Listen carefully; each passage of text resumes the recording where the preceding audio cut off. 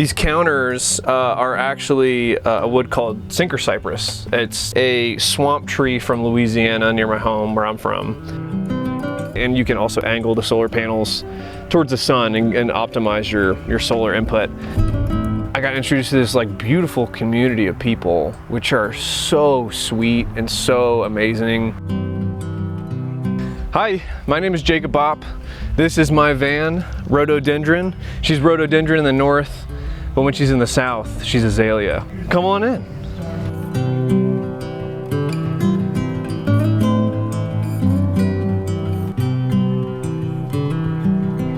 This is my kitchen where I cook and nourish myself. I have an oven here, and so that means I can pretty much bake in the van. I could bake a pizza, I could bake you a muffin if I want to, which I really enjoy having that because I've never been much of a baker myself. I have my stovetop here where, this is where the magic happens. This is where the flavor party happens.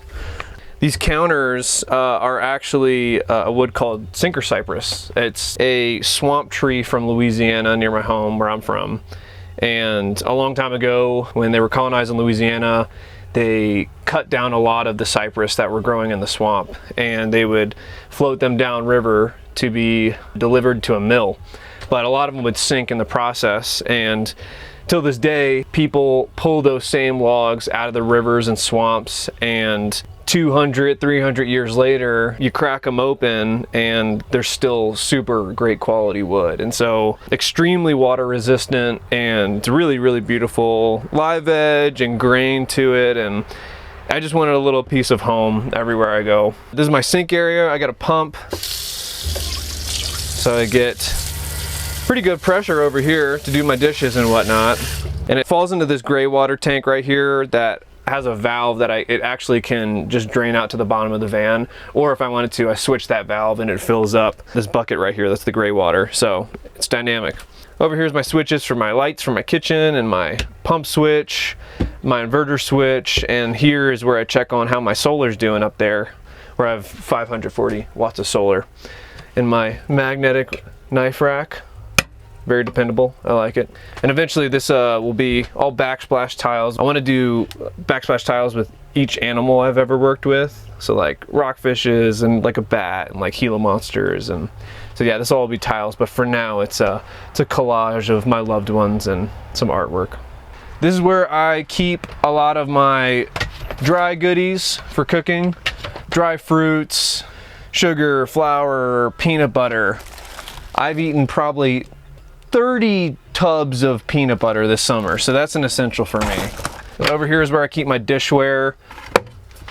Target has really beautiful plastic dishware. Who would have knew Target went so hard? I didn't know, but now I do. This is my fridge. It keeps things cold, as a fridge does. I also have a freezer space in here, which is really cool, so I can have ice cream if I want to. It runs off of 6 amps, which is pretty amazingly low. Yep, I'm really happy with it. And this is where I keep my utensils. Eventually I'll have a drawer here, but for now I just sort of pull everything out that I need. I have a desk space over here that is not quite ready. I'm waiting for the perfect wooden chair to come in my life, but it hasn't yet. So for now, over here is my desk slash eating situation. So this is a swivel seat.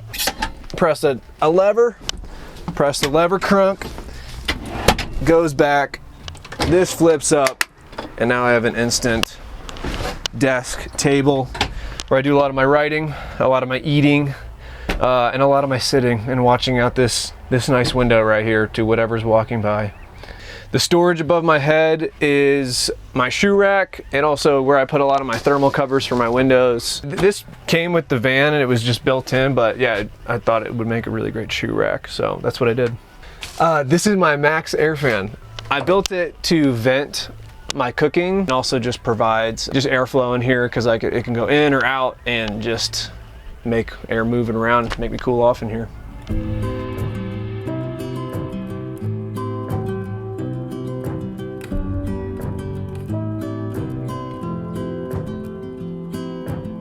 I chose van life because honestly I just didn't want to deal with roommates anymore. That was my big pusher. Just wanted my own space that I could do with it how I wanted. I didn't have to tell people to do their dishes when they want to do them. And yeah, I just wanted a space of my own that I could just do what I want with it. But also my line of work, it really goes well with the seasonal wildlife field tech jobs that I do. It's easy to just pick up and go when you're living in a van, and all the cool things you hear about van life and why people do it sort of was an extra cherry on top for me. I'm a seasonal wildlife technician, so I pretty much work for a lot of different people whenever they need someone to help do research for their project. Right now I'm working for Oregon Fish and Wildlife, for example, and I'm monitoring the Oregon's 5 marine reserves off the coast to measure their biodiversity. And we're trying to prove that when you leave the ocean alone, biodiversity increases, the fish get bigger, but we do that just by going fishing and seeing what we catch. But I've done jobs in the past in New Mexico where I was monitoring delisted bat species. And earlier this summer, I was working on a project monitoring marbled murrelets, which is a threatened or endangered seabird along the western coast. My job is to run around and chase wildlife, pretty much, and look at animals.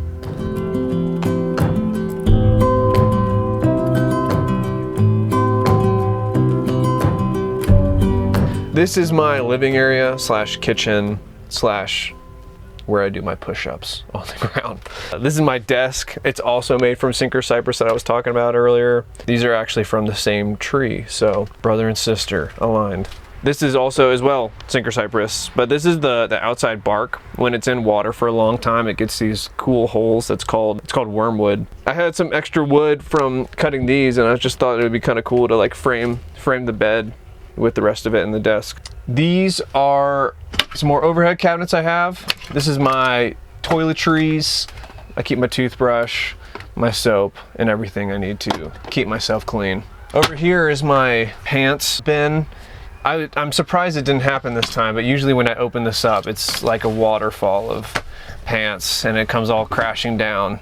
But that's kind of what it's like. So eventually I'll need to get a bin in there. But yeah, that's where I keep my pants. Over here is where I keep some of my fancy shorts. It's got like a hanger in there so I can hang some nicer clothing that I don't want all crumpled up. But that's what that is. This is where I keep my socks and my hats. Yeah. And then on the bottom is where I keep my camera equipment and just some extracurricular stuff that I didn't have space for, so I just shoved it in the bottom bin.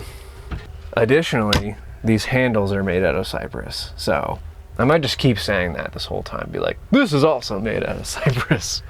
This is my ceiling. It's made from cedar. It's a cool story. My friend Matt Eberts, a really great carpenter, if you're ever in the Louisiana area and you need any sort of carpentry done or some beautiful work on your van done, call him.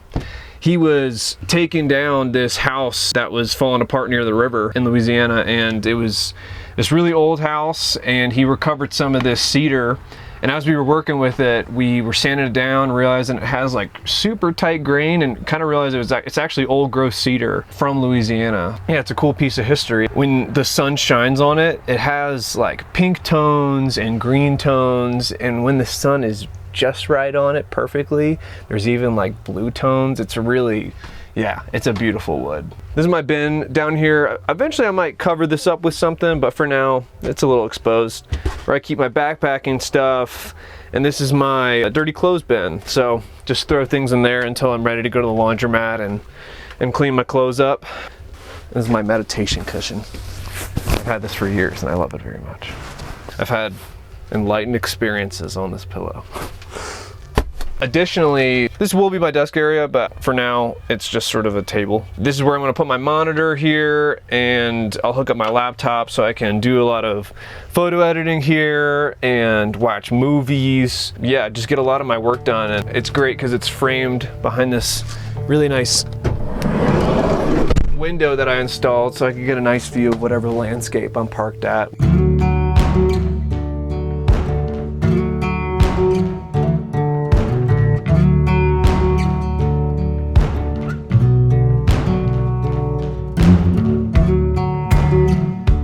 Pros are you get a sense of adventure pretty much all year round, because if you're traveling It's very exciting, and I don't know, I get in this like frame of mind when I'm traveling that I'm a lot more open to all these new experiences. So it's made me a lot more open of a person to do various experiences and be more active instead of just kind of like going back to my house in the same town every day. Other pros are I got introduced to this like beautiful community of people which are so sweet and so amazing. It's not really a surprise. I think in the van community, a lot of people are going on big leaps to live this sort of lifestyle, and I think, you know, it tends to be a bunch of lovely weirdos, so I really like that. Other pros are I get to make my backyard whatever I want. I wake up and I can have my backyard be desert canyons, like beach by the ocean, jungle, swamp, mountains, all of it. It's so cool, and I just get to change that window view like when I wake up whenever I want, and that's a really liberating feeling that I really like.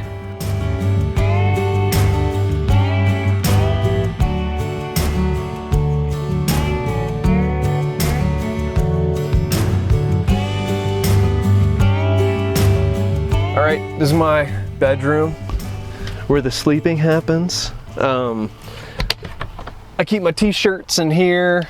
Also a t-shirt waterfall. It's not flowing right now, thankfully, and I'm happy about it. Over here is my library. I'm an avid bookworm. I love absorbing knowledge. The book I'm working on right now is by Craig Childs, Apocalyptic Planet. Check it out, read it. Read anything by Craig Childs, really. I have this, it's the small things that count, folks. This has saved me so many hot nights in the van. I have this really awesome fan here that just keeps me so cool during the night. It's a lot more dynamic than both of my Max Air fans. I have two of them, but like if I didn't have this, like it's just so important. I can just aim it in every single which way, and I love this thing, as you can tell. I don't have a girlfriend, but I have a fan, and that's enough for now. My light switch for above my bed is on its own sort of circuit back here, and I kind of regret doing that because I have to jump on the bed every single time to turn off the lights. But hey, it is what it is, right? Yeah, and it's a full-size bed. I don't sleep. Like I'm 6'1", so I touch the walls when I'm sleeping, but I do a little bit of crunching up when I sleep, so. And it's not ideal, but you really get used to it after a while.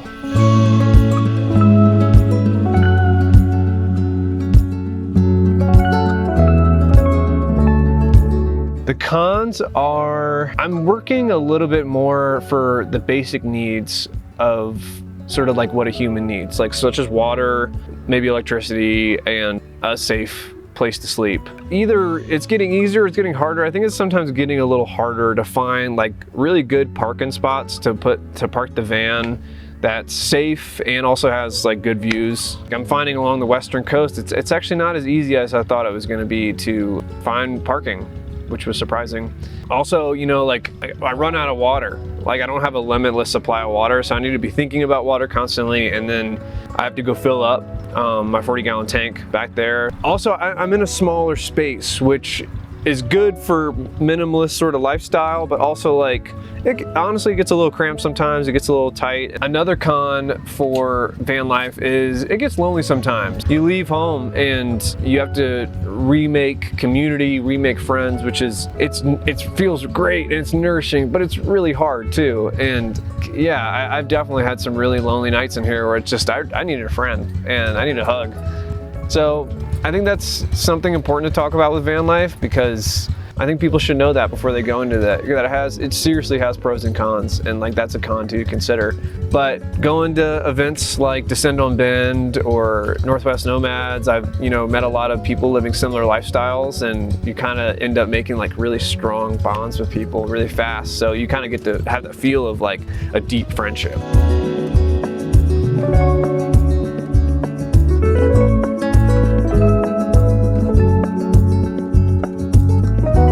This is the back of my van, the garage, the Go Rage. I can just keep a lot of my gear back here. Right now it's a mess. Yeah, there's just too much stuff back here, but I keep my kettlebells out here for when I get swole. Yeah, I got my propane tank back here. It's in this locked little cellar. And I just unlatch these to take it out and switch it out. But propane lasts like forever, so I really only have to do that every couple of months. Underneath here is a 40-gallon water tank that lasts me about 6 days. Mostly dishwashing, it's taking up a lot of the water. But I have this cool little reader right here, because I didn't expect not to be able to see the tank, so I would be able to see if it's empty or full, but I ended up covering it up.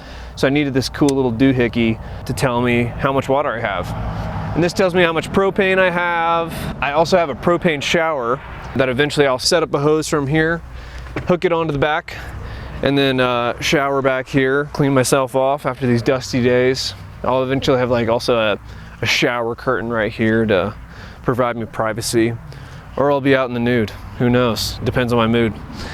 I also keep a lot of my tools back here, just in case something breaks on the road. You never know.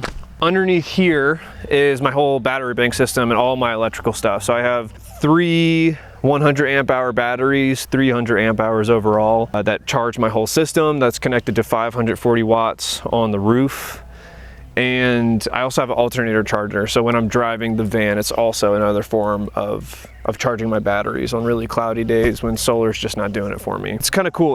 This flips up like a chest that way, and I can work on it standing up, which is really nice instead of like hunching down. It was nice having basically a hallway in between here to like walk back and forth. So it's a dynamic bed. I didn't really want a roof deck initially. I thought, that's stupid, I don't need all that, that's just extra stuff. But my dad had this extra, this like plastic sort of board that it was like tongue and groove, and I pondered the idea more, and I was like, maybe it's not a stupid idea. It'd be kind of really cool to have a roof deck. So I ended up putting it up there, and it's all built underneath my solar panels. And my solar panels are on hinges. So what I can do is I unlock them on one side, and they like lift up and they fall to the side of the van. And what's left is just basically a roof with no solar panels, and it's just a full-on roof deck for me to have dance parties up there in a super unsafe way. Or I could be taller than everybody else at a concert, which is super cool. Or I could tan, so it's very dynamic. The reason I even put the hinges on is because I wanted to also have the roof deck and have the solar panels out of the way, and you can also angle the solar panels towards the sun and optimize your solar input.